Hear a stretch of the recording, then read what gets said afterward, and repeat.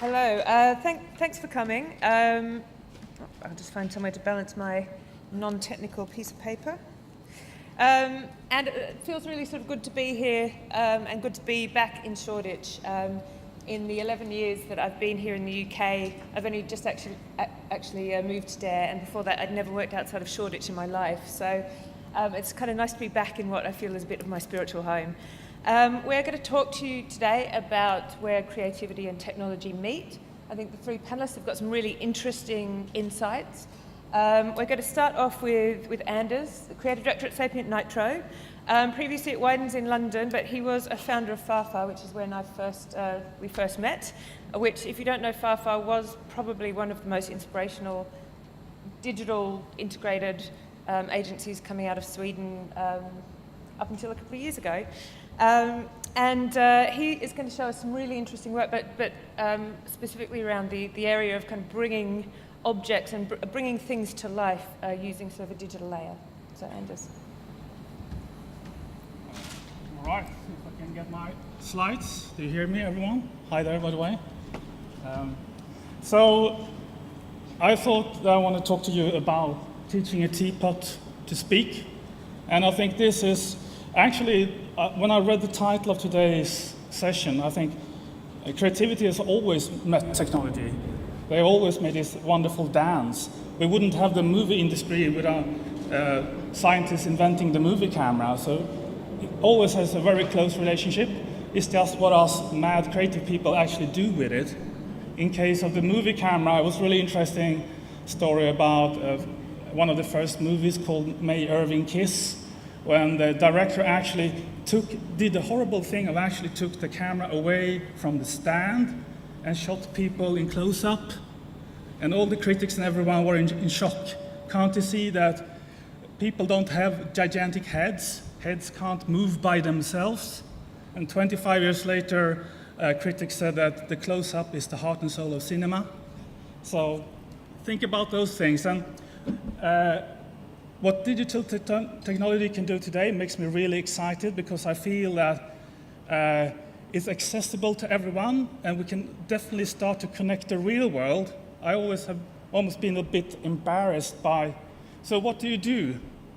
A very good friend of mine asked me what I do. Well, I do things online and in mobile phones and stuff. And he simply said, he works in the forest industry, and he basically said, so what if I turn off the power? That made me think. So I'm quite happy to be able to talk about this topic today. So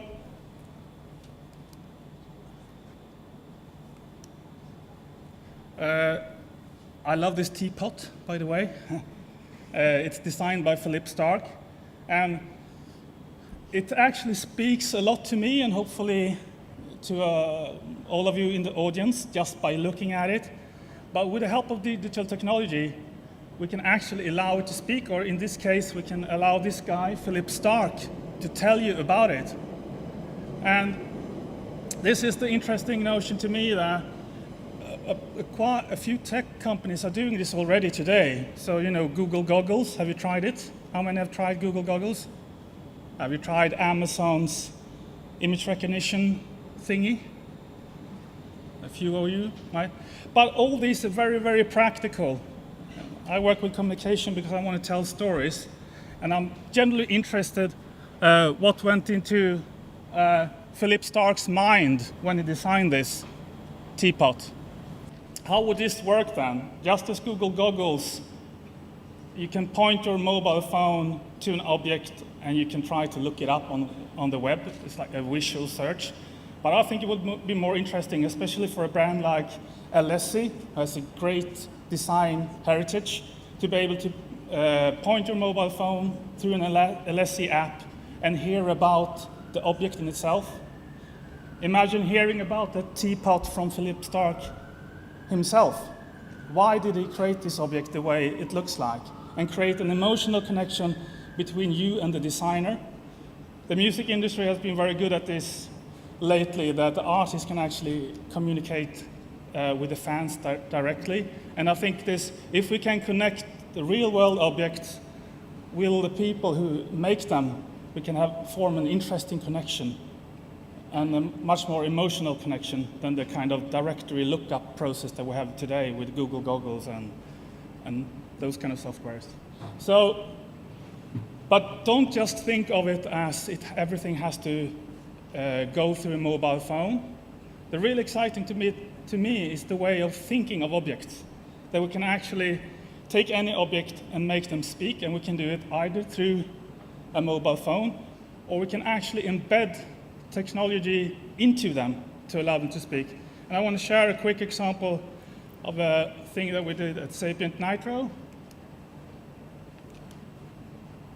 We actually tried to make, in this case, a soft drink cap sing rather than talk. And why would we do such a thing? Well, this particular large global soft drink company, which name I can't mention, you have to guess, asked us, so we have invested heavily in music partnerships, so what should we do? Can we do something interesting with technology? Because we have this great music partnership. And yes, we could have done all sorts of things using the mobile phone and so on, but we thought it would be much more interesting to try to squeeze in an MP3 player into the cap.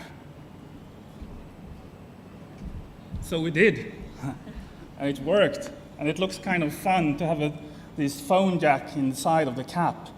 So by using this partnership that they already have with the artists, we can distribute singles in the product in itself to create a direct connection and literally allow the products to sing. So everyone, let's create more of these things. Thank you.